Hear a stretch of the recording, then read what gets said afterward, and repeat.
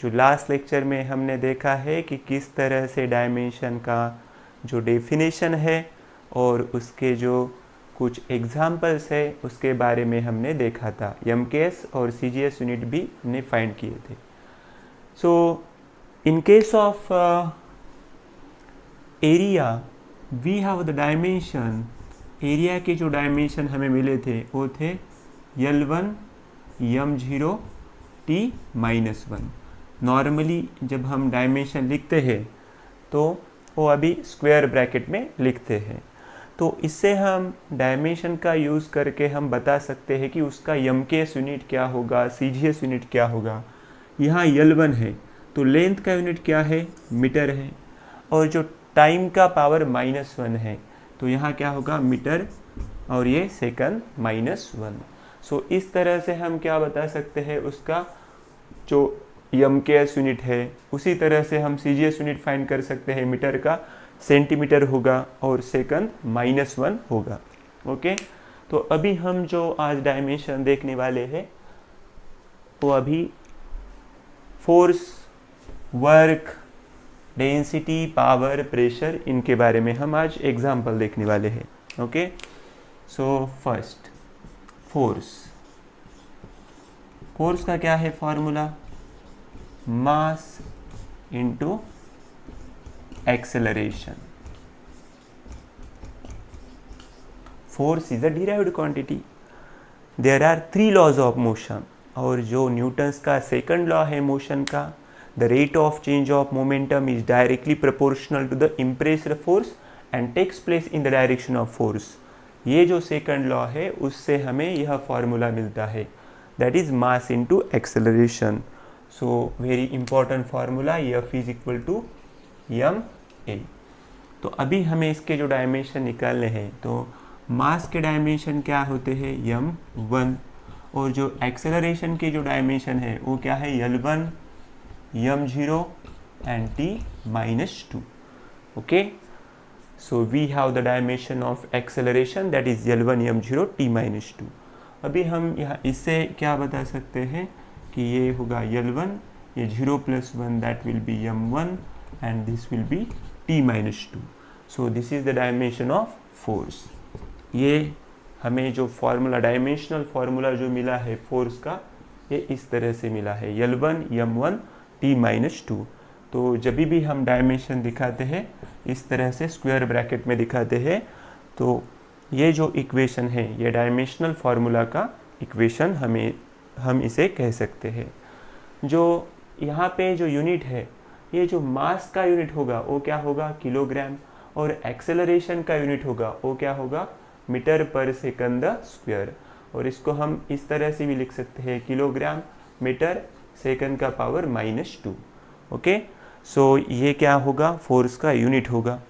लेकिन हमने अभी देखा कि जो फोर्स के बारे में न्यूटन्स ने सेकंड लॉ में बताया है, तो उसके लिए हम क्या करते हैं, जो उसका एमकेएस यूनिट है वो क्या लिखते हैं, न्यूटन, और जो सीजीएस यूनिट है वो क्या लिखते हैं, dyne. And what is the relation between them, 1 newton is 10 to the power 5 dyne. Okay, so very very easy concept. लेकिन ये जो फोर्स के डायमेंशन है ये फिजिक्स में बहुत जगह हमको यूज आएंगे, क्योंकि आप देख सकते हैं कि जैसे कि वर्क का फॉर्मूला है फोर्स इनटू डिस्प्लेसमेंट, वैसे ही प्रेशर का फॉर्मूला है फोर्स अपॉन एरिया। जब भी फोर्स आएगा तब मैं ये डायमेंशन डायरेक्टली यूज़ करने वाला हूँ। तो ये डायमेंशन हमें बहुत इंपॉर्टेंट है, फोर्स के dimension, that is L1 M1 T-2। So next we will find the dimension of work. अभी जो डायमेंशन निकालेंगे वो वर्क के निकालेंगे।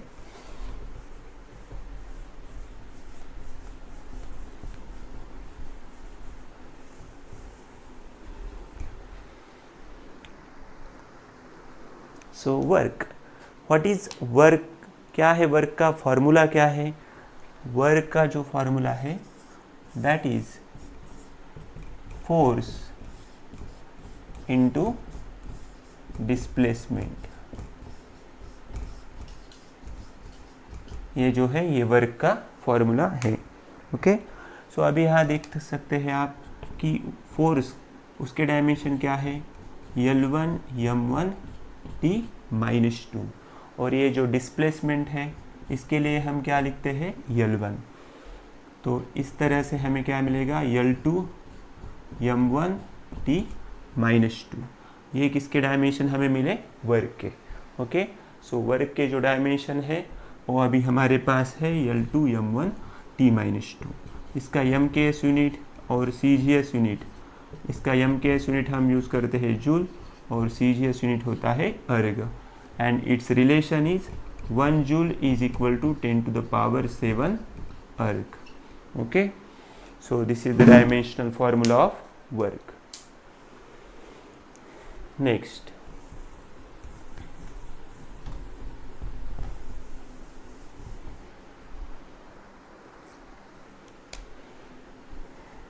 डेंसिटी।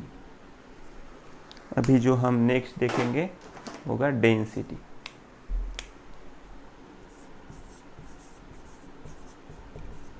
डेंसिटी का फॉर्मूला क्या है, मास अपॉन वॉल्यूम। नॉर्मली जो डेंसिटी है वो हम किससे दिखाते हैं, रो से, m/v। ये जो सिंबल है उसे हम क्या प्रोनाउंस करते हैं, rho. Okay, RHO, rho. So rho is the symbol for density, that is mass upon volume, and for mass we have m1 और वॉल्यूम के लिए क्या है, L3 है। अभी ये जो L3 है ये ऊपर जाने के बाद L-3, मास यहाँ होगा T1 और T होगा 0। Okay, so this is the dimensional formula for density. इसका MKS यूनिट क्या है, C, here MKS and CGS unit. So mass का यूनिट क्या होगा, किलोग्राम, और वॉल्यूम का क्या होगा, मीटर क्यूब। सो किलोग्राम पर मीटर क्यूब, किलोग्राम पर मीटर क्यूब। और CGS यूनिट क्या होगा, ग्राम पर centimetre cube. Okay, so this is the MKS and CGS unit of density. Next,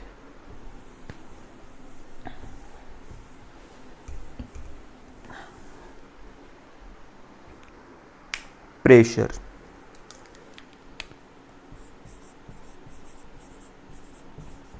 pressure का फॉर्मूला क्या है, फोर्स अपॉन एरिया। फोर्स के डायमेंशन L1 M1 T -2 और एरिया के डायमेंशन क्या है, L2।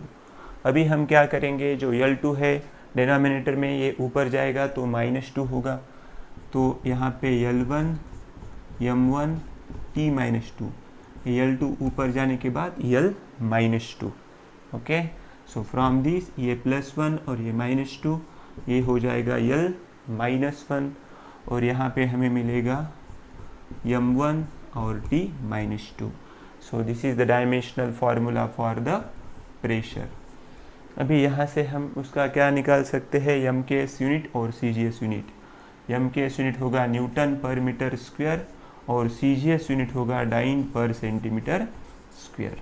So you know that what we are doing, we are using some formula, and from that formula we are first finding dimension.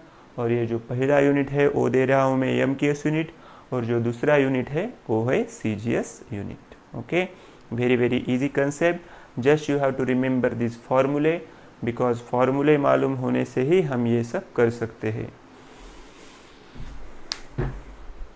Next,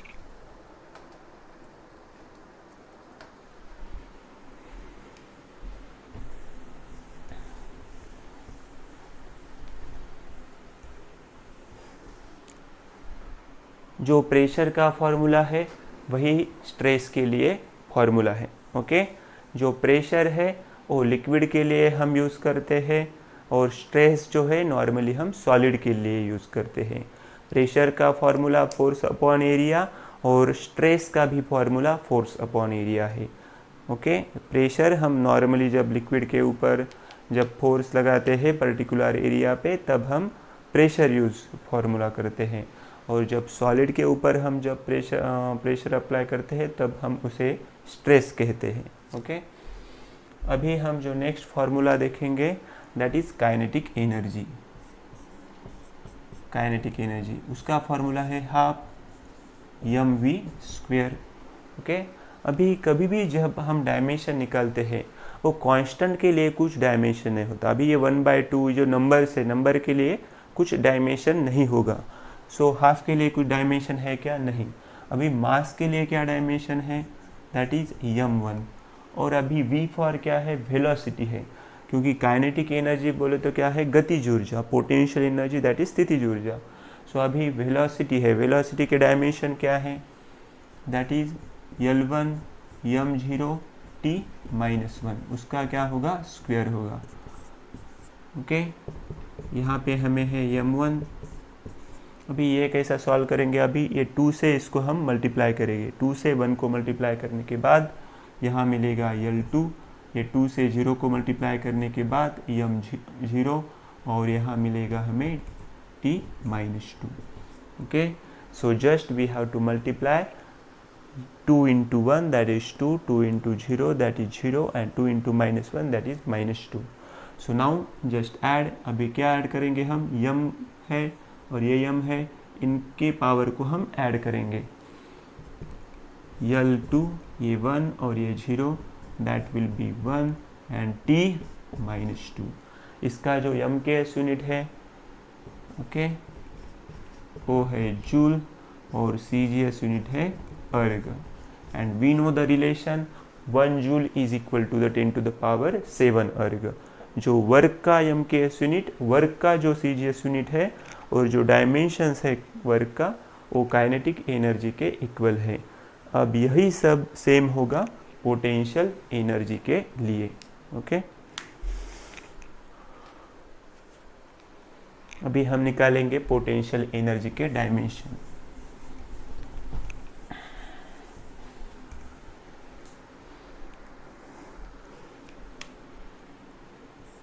okay, so this is potential energy. Formula है mgh।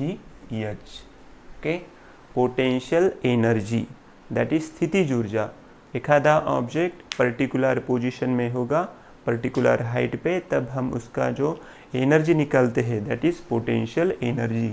उसका formula है mgh, where m is the mass, g is the acceleration due to gravity and h is the height. अभी हम यहाँ क्या कर सकते हैं? m के डायमेंशन क्या हो गए? m1। अभी g क्या है? Acceleration due to gravity. ये एक्सेलरेशन है, लेकिन किस वजह से एक्सेलरेशन है? Due to gravity. मीन्स यहाँ जब हमने एक्सेलरेशन के डायमेंशन फाइंड किए थे, तब मैंने बताया था कि a के डायमेंशन, एक्सेलरेशन के डायमेंशन और एक्सेलरेशन ड्यू टू ग्रेविटी के dimension both are same. Therefore, I am using here dimension of acceleration, that is L1 m0 t-2। Okay, और h के लिए क्या होगा? L1 होगा। तो अभी हम सॉल्व करते समय क्या करेंगे? ये L1 है, ये L1 है, ये होगा L2, ये 1 है, ये 0 है, that will be m1 and here t-2। So this is the dimension of potential energy. और इसका जो m के यूनिट है वो है जूल, और ये जो सी जी एस यूनिट है वो है erg. Okay, so we can understand here जो काइनेटिक एनर्जी है, जो पोटेंशियल एनर्जी है, और ये जो वर्क है, इन सब का डायमेंशन m के S unit and C G S unit both are same. Okay,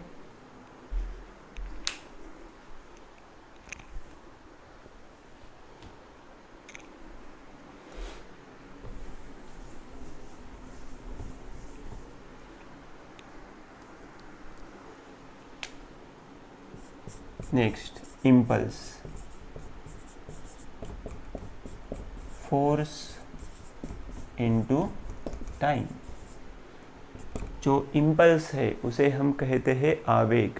for example, अभी एक आधा फुटबॉल आएगा, तब मैं उस पर जो किक मार रहा हूँ, वो बहुत ही फ्रैक्शन ऑफ सेकंड के लिए जो फोर्स अप्लाई कर रहा हूँ, उसे ही हम क्या कहते हैं? इम्पल्स कहते हैं, आवेग कहते हैं।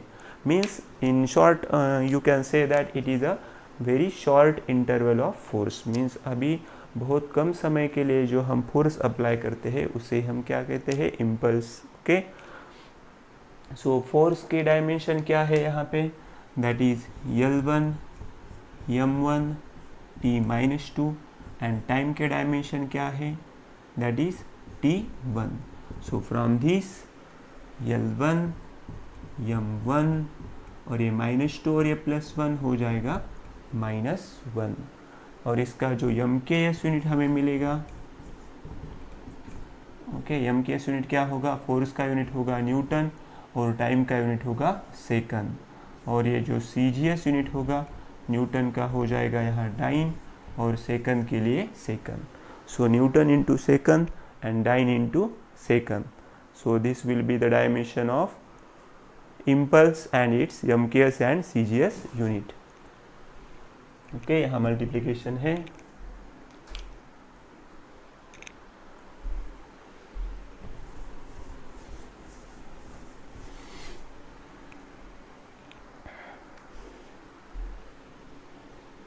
सी। Next power,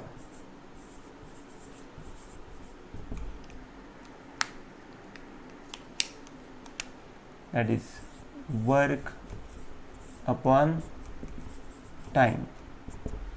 so what is the dimension of work, क्या है, L2 m1 t-2 और टाइम के डायमेंशन क्या है, t1।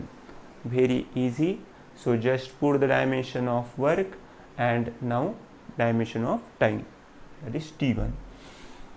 अभी क्या होगा, यहाँ पे L2 है, यहाँ m1 है, यहाँ t-2 है, ये जो t1 ऊपर जाएगा तो हो जाएगा t-1। तो फिर नेक्स्ट स्टेप में मैं क्या करूँगा, L2 यहाँ पे हो जाएगा m1, ये -2 -1 हो जाएगा -3। सो L2 m1 t-3। इसका MKS यूनिट क्या होगा, जूल पर सेकंड, और CGS यूनिट क्या होगा, अर्ग पर सेकंड। ये है MKS यूनिट और ये है CGS यूनिट। ओके, क्योंकि वर्क का यूनिट क्या है, जूल है, और टाइम का क्या है, सेकंड। जूल का क्या होगा, अर्ग, और सेकंड का सेकंड ही रहेगा। ओके, नेक्स्ट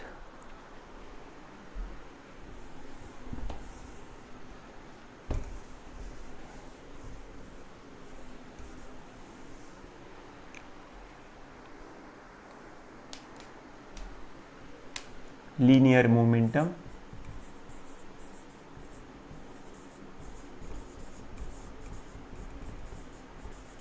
उसका जो फॉर्मूला है वो है mass into velocity, mass into velocity. Mass के लिए क्या होगा, दैट विल बी m1, और वेलोसिटी के लिए क्या होगा, डायमेंशन कैपिटल लेटर में हमें लिखना है, वो होगा L1 m0 and t-1। Okay, तो अभी नेक्स्ट स्टेप में क्या होगा, L1 ये 1 + 0 दैट विल बी m1 और यहाँ t-1। Linear momentum, the product of mass and velocity, that is called linear momentum. Okay, अभी जब क्रिकेट में एक आधा जब हम बॉल प्लेड कर रहे हैं और वो बॉल बाउंड्री तक जा रहा है तो उसका मोमेंटम हम कैसा निकाल सकते हैं, उसके मास और वेलोसिटी का मल्टीप्लिकेशन जो है वो होगा उसका लीनियर मोमेंटम। लेकिन जब हम स्पिन कर रहे हैं, वही बॉल हम जब स्पिन कर रहे हैं तब उसका जो मोमेंटम होगा वो कौन सा होगा, एंगुलर मोमेंटम। अभी हम उसके डायमेंशन निकालेंगे एंगुलर मोमेंटम के, लेकिन उससे पहले इसका MKS यूनिट क्या होगा, किलोग्राम, और वेलोसिटी का क्या होगा, मीटर पर सेकंड, और CGS यूनिट क्या होगा, ग्राम, सेंटीमीटर पर second. This is the MKS unit and CGS unit. अभी हम निकालेंगे एंगुलर मोमेंटम के dimension. Okay, angular momentum.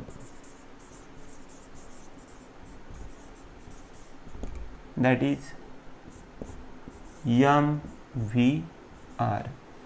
m is mass, v is velocity and r is the distance or radius.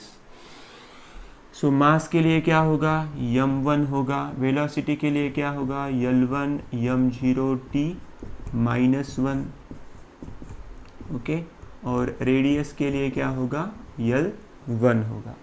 अभी next step में क्या होगा, ये 1 है और ये 1 है, यहाँ पे मिलेगा l2, ये 1 है और ये 0 है, ये होगा m1 और t -1. जो पावर है, पावर का हम एडिशन करते हैं. l का पावर 1 था, l का पावर 1, यहाँ मिला l2 मिला, ओके. अभी इसका जो mks यूनिट और cgs यूनिट हमें फाइंड करने का है. इसका क्या होगा, मास किलोग्राम, वेलोसिटी मीटर पर सेकंड और रेडियस मीटर. तो यह होगा kilogram, a metre into metre, that will be metre square divided by second. And kilogram का यहाँ क्या होगा, ग्राम, सेंटीमीटर का स्क्वायर होगा पर सेकंड. मीटर की जगह क्या आएगा, सेंटीमीटर स्क्वायर आएगा. तो इस तरह से हमने कुछ डायमेंशन इस क्लास में निकाले, ओके. सो एंड उसके साथ हमने mks और cgs यूनिट भी निकाले हैं. So thank you.